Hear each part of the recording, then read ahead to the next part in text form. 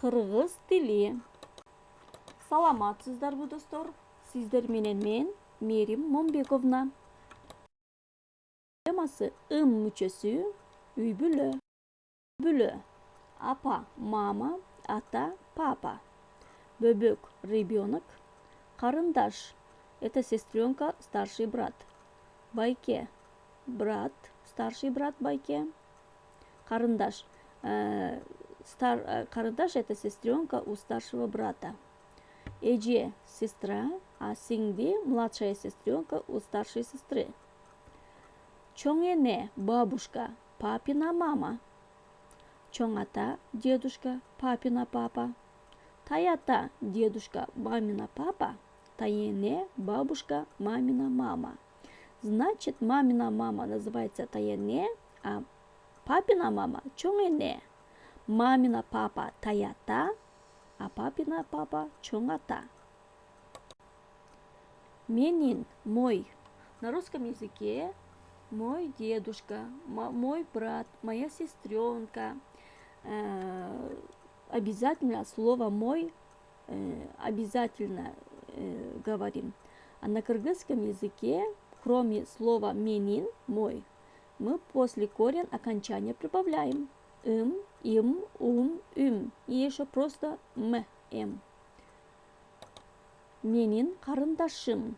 Вот смотрите, карындаш это называется сестренка. Карындаш это обозначает сестренка у старшей брата. Карындаш корень заканчивается буква ш. Ш согласный.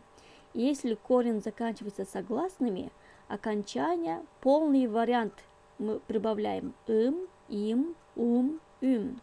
Можно просто карындашым. Убирать слово менин. Без слова менин просто можно говорить карындашым. С помощью окончания нам понятно, что моя сестренка. Менин апам. Вот корень слова апа, мама. Апа заканчивается а, буква а, гласными заканчивается. Вот когда корень слова заканчивается гласными, окончание мы прибавляем неполный вариант. Просто буква м. Убираем, просто остается м. Можно говорить апам. Без слова менин просто говорим апам. И с помощью окончания м нам понятно, это чья мама? Моя мама. Бул менин апам. Ал тикмечи. Бул менин бөбөгүм. Бул менин атам. Ал айдоочу. Бул байкем. Ал окуучу. Бул менин карындашым. Бул менин итим. Бул менин эжем. Ал окуучу. Бул менин оюнчугум. Тапшырма.